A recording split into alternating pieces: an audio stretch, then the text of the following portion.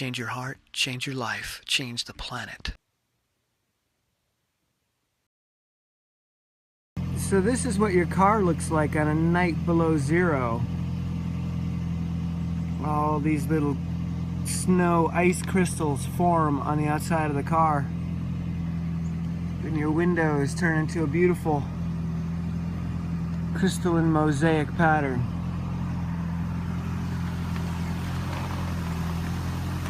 Clean the windshield, yay. Good morning, everybody. I'm about to head into the orthopedist's office to get my Achilles assessed, get some x-rays, and get myself back out there and training and being the best me that I possibly can be. All right, so here we go. Wish me luck. I just got out of the orthopedist's office with some bad news. My Achilles tendon has calcified in a very bad way. So my issue is not tendinitis, it's not inflammation, it's not a tear, it's my tendon turning into bone, and that hurts like a mother. Why do people say that? Mothers don't hurt. They shouldn't hurt. Mothers should be nice and loving and nurturing. Anyway, yeah, basically my Achilles tendon has degenerated, calcified, and there's really not much they can do. Eccentric stretches and loading will have some positive effect on it, and that's basically the only tool they have in their arsenal, but it doesn't ever go away. She said if it was torn or inflamed, they could deal with that. They have solutions, but when a tendon gets calcified, there's not really much you can do. So it looks like my days of being a runner are over. And I now sit with a kind of a hollow feeling inside of me. Like being injured and not running, that's tough. It's been hard on me.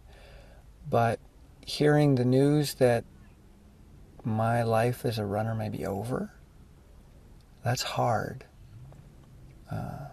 And it's not about the racing. It's not about that at all. It's just that that's how I express myself. That's the thing that makes me feel the most powerful. That's how I enjoy exploring the world the most. That's where I have my greatest insights, is out there running through the woods and mountains, exploring. And to be told that I may not be able to do that anymore is like...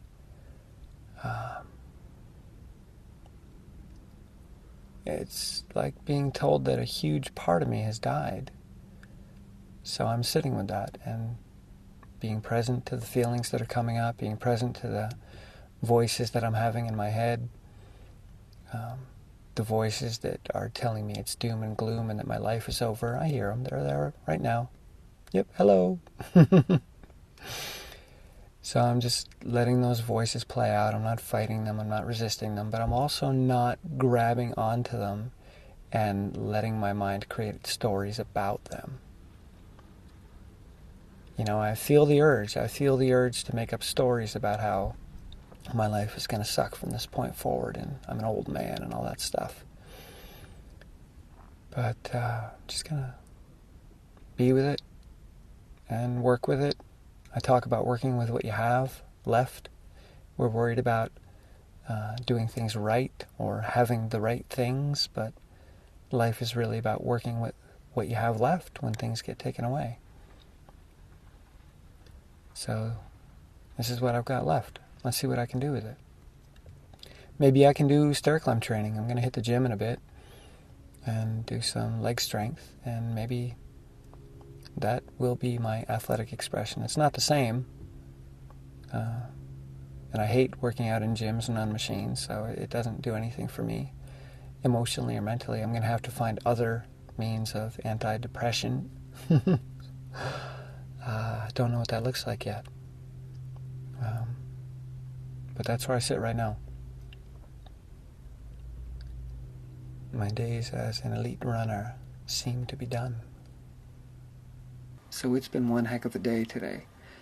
After the bomb that the doctor dropped, I was feeling lost, scared. A life without running? Like, what am I going to do? How am I going to express myself? Like, that is me at my best, out there running through the woods and trails and listening to books and learning. And what am I going to do without that? And I had this moment of like identity crisis, of just feeling it all being taken away, like someone telling me I was going to be in prison for the rest of my life. And I used my tools to create another perspective, to look at it from another angle, and not to freak out, not to panic, not to predict the future, but just to be present. Okay, fear, anxiety, loss, grieving. Okay, let's just feel those things. Let's notice them. And then I reached out to somebody very close to me, had a phone call, and they talked me into a totally different perspective, a totally different place. And now I'm pumped. Now I'm inspired. Now I'm excited. Now I'm inflamed. Because not only do I want to find a way to deal with this and move through it or move beyond it, but I'm just excited now to be present. And not worry about my previous identity, and not worry about what was and trying to get back to what was.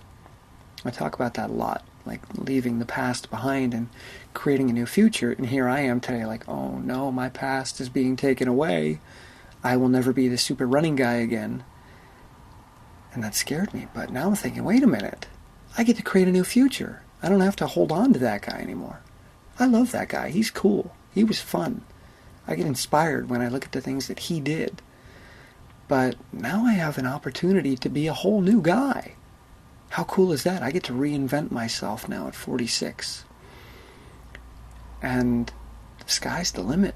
Maybe there'll be some running. Maybe there'll be some fitness. Maybe there'll be some competitions. Who knows? Doesn't matter. But the future is wide open, and I'm going to embrace it. Not everybody gets to be a super fit athlete. And they go on to have great lives, many of them. So why can't I do that as well? Why can't I get super excited about some new possibility? Why does it have to look like the old one? So that's where I am right now, in the present.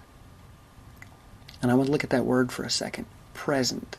What does it mean? We throw it around all the time. What is the present moment? Well, if we go back to the Latin origins of that word, pre means before, and the essent part, or sent part, comes from the Latin verb esse, which means to be, like essence. It's about beingness.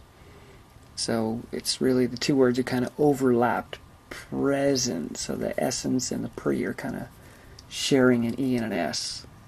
So it means to be before. The present moment is that moment that is being before you. It's the one that's being right here. Okay? So we have two options in life.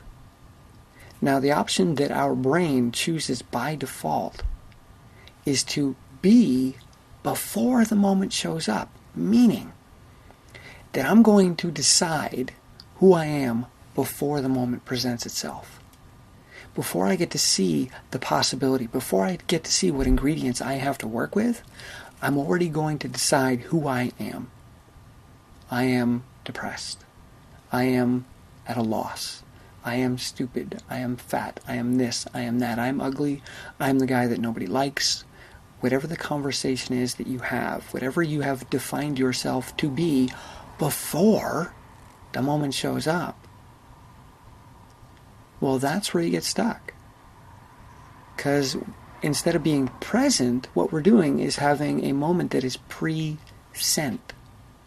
We are sending our past out into the future, in advance of us, ahead of us.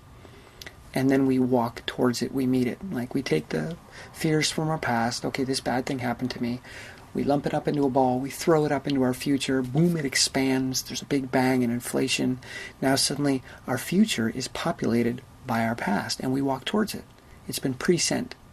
It's like when you go on vacation and you ship your things there ahead of time, so when you get there, all your stuff is waiting for you. Most of us don't experience the present. We experience the pre-sent. I already know what it's going to look like because I filled it with my past. And I'm not letting it show up. I'm only letting the things that look like the scary stuff from my past show up. And oh, that kind of looks like my past, so yeah, it is my past. That person's going to do this to me. This always happens. I always do this. So we can go by the default choice of the brain and have things pre-sent into our future and therefore have no possibility there because we already know what's going to happen, because we are saying what's going to happen. Or we can allow ourselves to be before what is, and allow what is to be before us, to meet it, without any filter, without any prejudgment, but just to say, here I am, before you. I'm being before you. What do you got? And there it is, and it's being before me, and it's like, hey, here I am. You want to use me? You want to play with me? I'm kind of fun. You can do some cool stuff. So the next time you find yourself spiraling down, somebody gives you some bad news, and you're like, oh no, my life is over. And then you start comparing yourself to who you used to be, and we're usually better in our younger years, so there's a lot to compare to. It's like, wow, that guy was amazing. I'm the guy that's getting old that's going downhill now. And we're like, ah. And then we look into our future. We take that past, we throw it up in the future and say, I'll never have that again. I can't compare. I can't do that again, so I'm a nobody. Rather than being present, being before, standing humble, standing with uncertainty. Instead of being certain that your future's not going to work out, be uncertain of the extraordinary things that are going to show up. Get comfortable with that uncertainty. Get comfortable with not knowing what lies before you. Because when you have things pre-sent, you're sending lies before you. You're lying about what the future's going to be like. So let's take those lies, reel them back in, and see what really lies before us. All right? What's in front of me? I have no idea. But it's not doom and gloom. I'm certain of that. Okay? So here we go. You ready?